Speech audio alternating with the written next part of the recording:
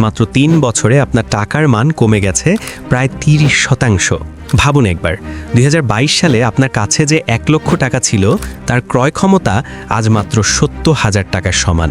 সবচেয়ে অবাক করা বিষয় হলো, এই সময়ে দেশের বৈদেশিক মুদ্রার রিজার্ভ কিন্তু কমেনি, বরং সংকট সামলে আবার বাড়তে শুরু করেছে। তাহলে প্রশ্নটা হলো, দেশের সম্পদ বাড়লেও আপনার আমার সম্পদ কেন কমছে? এর পেছনে কি শুধু ডলারের কারসাজি, নাকি আরও গভীর কোনো অর্থনৈতিক সমীকরণ আছে? চলুন আজ এই রহস্যের গভীরে যাওয়া যাক। একসময় আমাদের বৈদেশিক মুদ্রার রিজার্ভ ৪৮ বিলিয়ন ডলারের রেকর্ড উচ্চতায় পৌঁছেছিল। সেটা ছিল ২০২১ সালের কথা। কিন্তু এরপরই বিশ্বজুড়ে শুরু হয় অর্থনৈতিক সংকট। আমদানি ব্যয় হু হু করে বেড়ে যাওয়ায় আমাদের রিজার্ভেও টান পড়ে। একটা সময় তো রিজার্ভ ২০ বিলিয়ন ডলারের নিচেও নেমে গিয়েছিল। তবে আসার কথা হলো, সেই সংকট কাটিয়ে আমরা আবার ঘুরে দাঁড়িয়েছি। সাম্প্রতিক সময়ে রেমিটেন্স বা প্রবাসী আয় এবং রপ্তানি আয়ের রেকর্ডের কারণে আমাদের রিজার্ভ আবারও ৩২ বিলিয়ন ডলার ছাড়িয়েছে। আন্তর্জাতিক মুদ্রা তহবিল বা IMF-এর হিসাব পদ্ধতিতেও রিজার্ভ ২৭ বিলিয়ন ডলারের ওপরে, যা নিঃসন্দেহে একটি ইতিবাচক দিক। কিন্তু এই স্বস্তির খবরের পাশেই রয়েছে এক বিরাট প্রশ্ন। ২০২২ সালের মাঝামাঝি সময়েও যেখানে $1 জন্য ৮৫ থেকে ৮৬ টাকা গুনতে হতো, সেখানে ২০২৫ সালের শুরুতে তা প্রায় ১২২ টাকায় পৌঁছে যায়। এমনকি বর্তমানেও ডলারের দাম ১২০ টাকার আশেপাশেই ঘোরাফেরা করছে। অর্থাৎ মহামারীর পর থেকে ডলারের বিপরীতে টাকার মান প্রায় ৩০% পর্যন্ত কমে গেছে। ফলে স্বাভাবিকভাবেই প্রশ্ন জাগে, রিজার্ভের এই উন্নতি সত্ত্বেও টাকার মানে তার প্রতিফলন ঘটছে না কেন? এর পেছনের কারণগুলো বেশ জটিল এবং একটির সাথে আরেকটি জড়িত। চলুন এক এক করে সেগুলো জেনে নেওয়া যাক।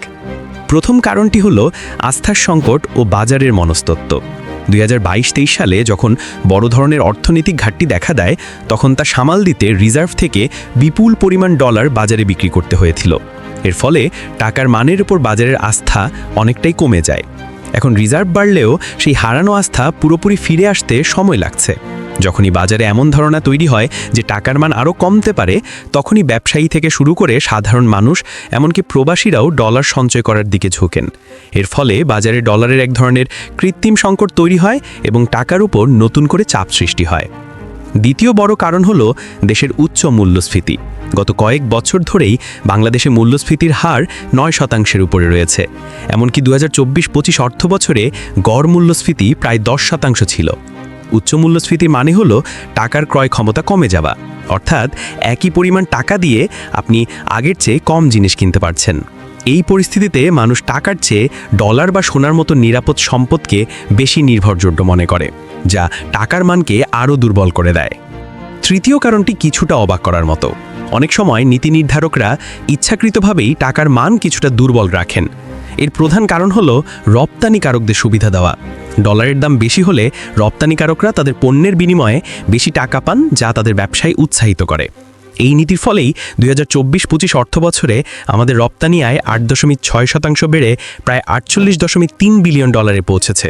তাই রিজার্ভ বাড়লেও টাকার মানকে একটি নির্দিষ্ট সীমার মধ্যে রাখার একটি নৈতিকতা চাপ রয়েছে। চতুর্থ বিষয়টি হলো রিজার্ভের গুণগত মান।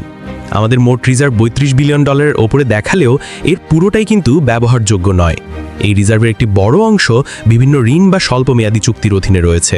যেমন রিজার্ভের অর্থে রপ্তানি উন্নয়ন তহবিল বা EDF এবং আরও কিছু তহবিল গঠিত হয়েছে।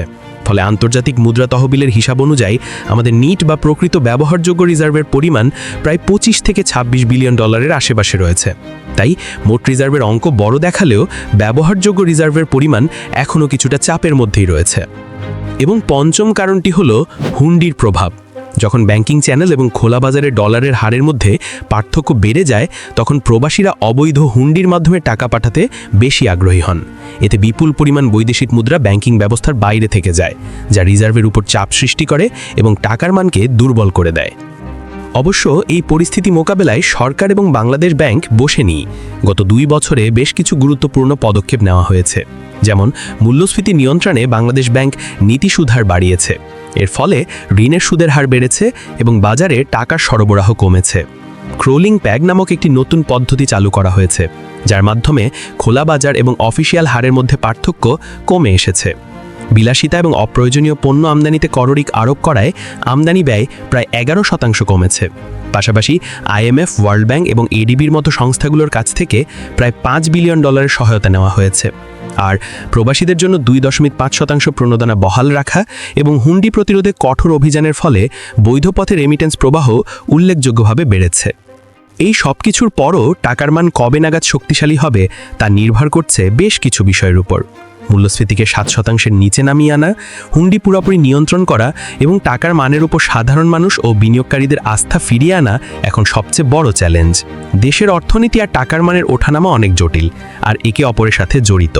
এই বড় অর্থনৈতিক বিষয়গুলো হয়তো আমাদের সরাসরি নিয়ন্ত্রণে নেই, কিন্তু একটা জিনিস আমাদের সম্পূর্ণ নিয়ন্ত্রণে আছে, আর তা হলো আমাদের নিজের দক্ষতা বা স্কিল। এই সময়ে অর্থনৈতিক অনিশ্চয়তার মুখে দাঁড়িয়ে নিজের ইনকাম বাড়ানোই হতে পারে সবচেয়ে বুদ্ধিমানের কাজ। আর ইনকাম বাড়ানোর সেরা উপায় হলো এমন একটা স্কিল অর্জন করা যার চাহিদা কখনোই কমে না। আপনার এই স্কিল ডেভেলপমেন্টের যাত্রায় পথপ্রদর্শক হতে পারে এমএসবি একাডেমি। আপনি যদি ঘরে বসেই digital marketing, graphic design, web development কিংবা আর্টিফিশিয়াল ইন্টেলিজেন্সের মতো আধুনিক ও দামি স্কিলগুলো শিখে নিজের আর্থিক অবস্থাকে শক্তিশালী করতে চান, তাহলে এমএসবি একাডেমি হতে পারে আপনার জন্য সেরা একটি প্ল্যাটফর্ম। এমএসবি একাডেমির বিভিন্ন কোর্সের মাধ্যমে আপনি এমন সব প্রফেশনাল স্কিল শিখতে পারবেন যা আপনাকে শুধু দেশে নয়, আন্তর্জাতিক বাজারেও একজন দক্ষ প্রফেশনাল হিসেবে প্রতিষ্ঠিত করতে পারে। ভিডিও ডেসক্রিপশনে ওয়েবসাইটের লিঙ্ক দেওয়া থাকবে, ভিজিট করে আসতে পারেন। তবে আসার কথা হলো, অর্থনীতির চাকা আবারও ঘুরতে শুরু করেছে। রেমিটেন্স এবং রপ্তানি আয়ের ইতিবাচক ধারা অব্যাহত থাকলে এবং সরকার নেওয়া পদক্ষেপগুলো সঠিকভাবে বাস্তবায়িত হলে হয়তো অচিরেই আমরা দেখব রিজার্ভের সাথে সাথে টাকার মানও শক্তিশালী হচ্ছে। আর সেই দিনের অপেক্ষায় রয়েছে বাংলাদেশের অর্থনীতি এবং আপামর জনতা। আর প্রযুক্তি বিশ্বের সাথে আপডেটেড থাকতে এবং নতুন নতুন ভিডিও পেতে এখনই এমএসবি একাডেমি চ্যানেলটি সাবস্ক্রাইব করে রাখুন। কথা হবে নতুন কোনো বিষয়ের নতুন কোনো ভিডিওতে।